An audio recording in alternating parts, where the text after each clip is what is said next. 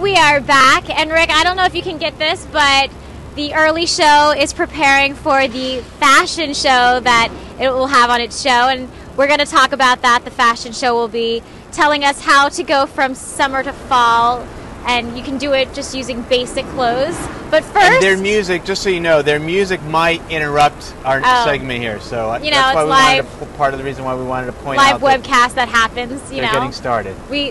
If the music gets in the way of this interview, we'll just do it again. How about that? But we are joined by Farnoosh Torabi. You are a financial expert, and you're going to help us get through those awkward money situations that sometimes we find ourselves in, right? Yeah, the ones where you can't get calculators for, the sticky money issues that you find yourself in. I try to help. Okay, well, great. Let's talk about the first situation. The group gift. Yeah. You know, your friends all decide to buy another friend a gift, and then your friends think that everyone's a billionaire. Oh, there's the fashion show. Anyway, your friends think that they decide on a gift that's out of your budget. What do you do? Well, I don't think you should have to contribute, and one way to sort of gently get yourself out of that situation is to just say, look, email the group and say, I think this is a great idea. Unfortunately, I've already bought a gift for our friend, or I already have a gift in the works, but maybe next year. And you know what? I bet you there are other friends who feel the same way as you do, but they were too intimidated or too shy to say anything. So I think doing that, not only will you be speaking for yourself, but probably some others in the group, and they might follow suit. Okay, that's some great advice. Yeah.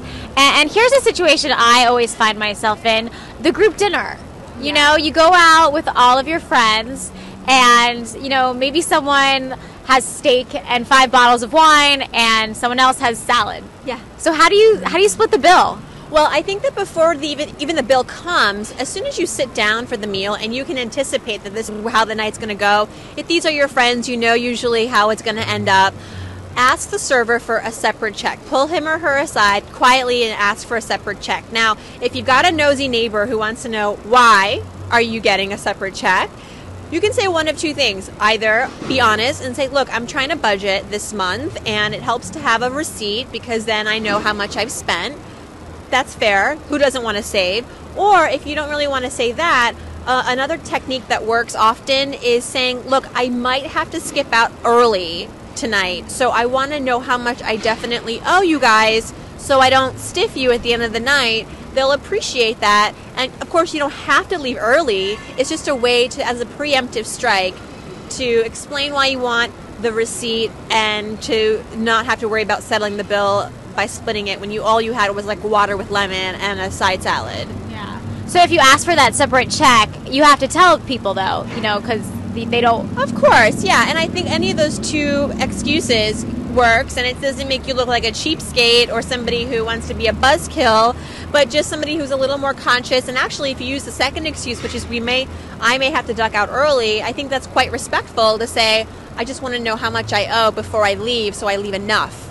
Yeah. Okay. Okay, here's another situation. Financial experts tell me what to do. What do you do when you lend money to a friend? I know that my parents always said, with your friends, no, don't live with them and don't lend them money. Is it something that you should just avoid completely? I don't think you should avoid it completely, but your parents are right in the sense that when you give money to a friend or a family member, it can get very sticky very fast. And in fact, research shows that when you give money to a close friend or family member, very rarely does that money get returned in full. So how do you even so if you do plan on giving money away to anybody, basically assume that it's a gift, because you're probably not going to get that money back. Now, I don't think that you should never say yes to a friend, but especially this is a friend who's given you money in the past and you've given them the money back. This is something that maybe it's time to repay the favor.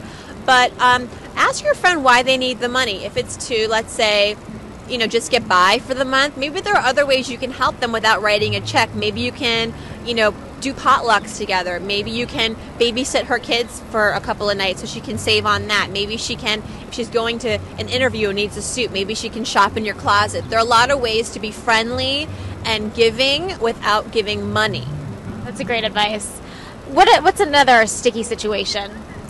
How about, let's see, charity solicitations from your coworkers. when Girl Scout cookie time comes around, or, you know, my sickle cell run walk, would you please donate? I think that those are all great charities, and, you know, the tricky thing is, as a coworker or as just anybody who doesn't necessarily want to give to that charity, how do you come off not looking like a Scrooge? So here's my advice. If your coworker is hounding you for money for her charity or his charity, I think you first acknowledge how wonderful the charity is, but then say, unfortunately, I've already used up my charity budget this year. And they may not be familiar with a charity budget, but everybody should have a charity budget, as you budget everything else in your life. You should have a set amount of money every year that you're going to give to your favorite charities. And unfortunately say, you know, I've already used up that money, or I've already designated my charities, but I'll definitely consider it in the new year. And ask, as you wrap up the conversation, how can I spread the word for you? I really think this is a great cause. Can I put a link on Facebook? Can I send an email out to some friends? When is the race? Maybe I'll show up. Because then it's like saying, not just saying no and then brushing them off, it's saying no gently, but hey, how else can I help? And that's, I think, a really friendly way to deal with it. Yeah, especially for all your friends that run marathons or anything like that, to show up to the actual event. Yeah. That shows support without giving money. Oh my gosh, and as personally someone who's ran a half marathon and having friends supporting you along the way, it makes a lot of difference, more than any $20 check. I mean, it'd be nice to support the charity, but I think it's just a really great feel-good thing to do, and they're not going to think of you as a Scrooge, because you've ended it in a very nice way. Okay, this is something that's happened to me. You know, I have the friend who's always asking me, how much did I pay for, you know, my clothes or my TV? And sometimes you just want to be like, you know, I don't want to tell you. Right. So what do you say? Well, you shouldn't have to say anything. And I think that if you want to keep it private, you should. So how you kind of skirt the situation, you talk around it. So, for example, if they're like, hey, lovely jacket, where'd you get it from? How much was it? You can be like, you know what? I love this jacket, and I probably spent more than I should have, but it was totally worth it. And then you switch the subject. What are you doing this weekend? You know?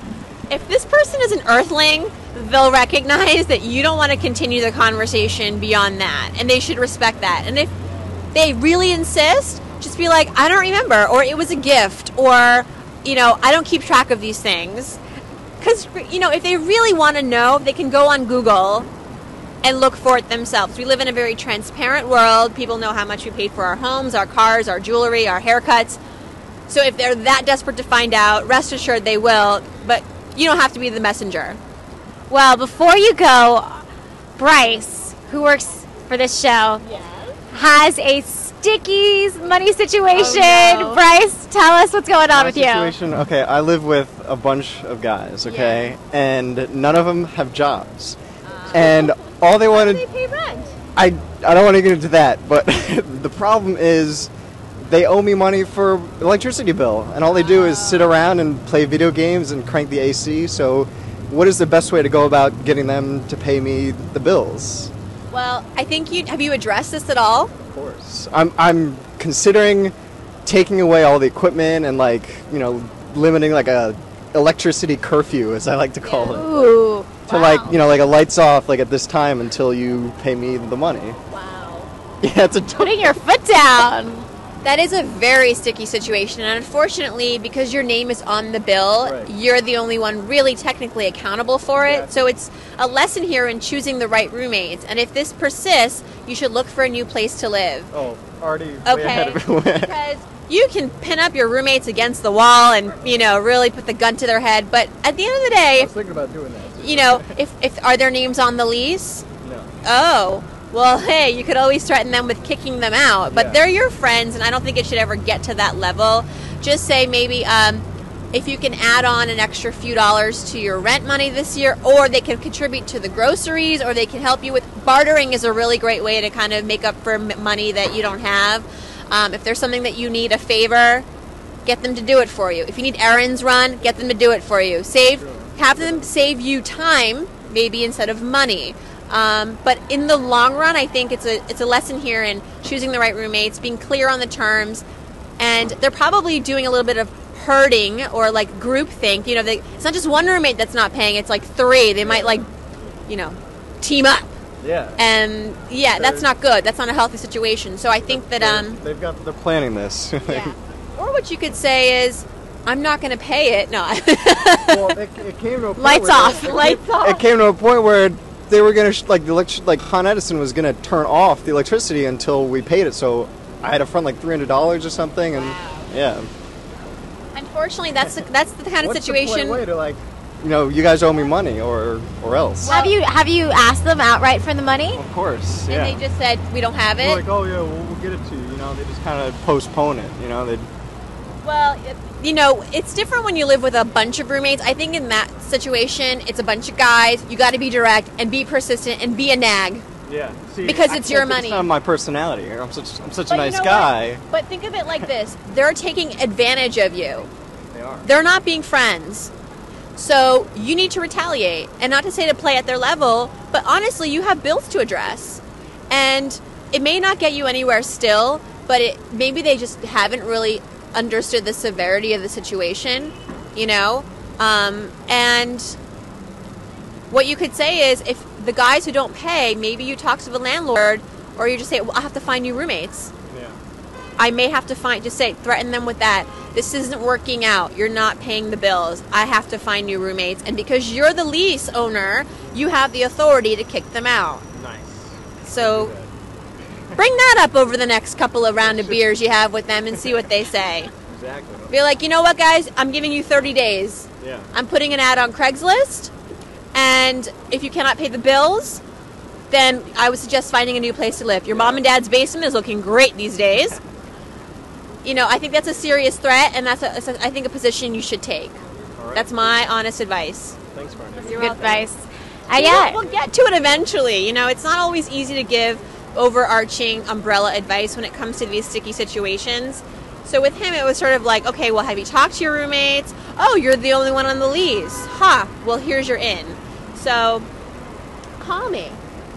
I guess, the moral of the story is that when it comes to money and friends, you have to think ahead and you have to, Get it in writing, set the expectations, and take the emotion out of it. Whether you're giving them money or you're sharing a house or you're carpooling, set the expectations.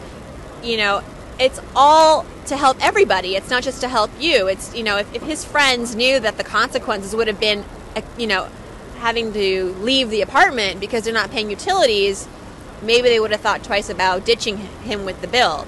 So it's to help both parties, to have it in writing, to be articulate about what the expectations are so nobody's caught by surprise. Well, Bryce, are you going to take her advice? Yes, that's a yes. All right, well, thank you. He's like, Throw their clothes out of the window. well, thank you so much, welcome. Farnoosh, and we really appreciate this advice, and hopefully you guys at home will take it.